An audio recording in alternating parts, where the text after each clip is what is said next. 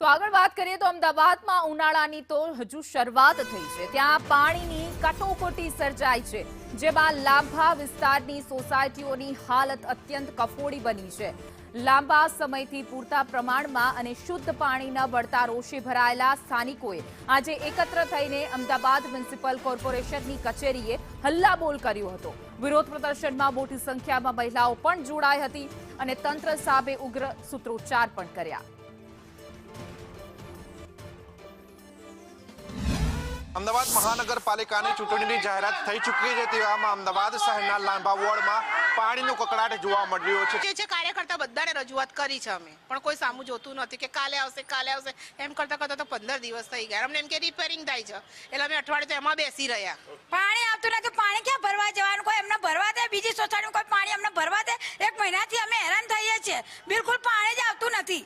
અને ઉપર નીચે આવો તો બિલકુલ, ઉપર તો બિલકુલ પાણી, અમારે ટાંકીમાં પાણી જ નથી ઘરે।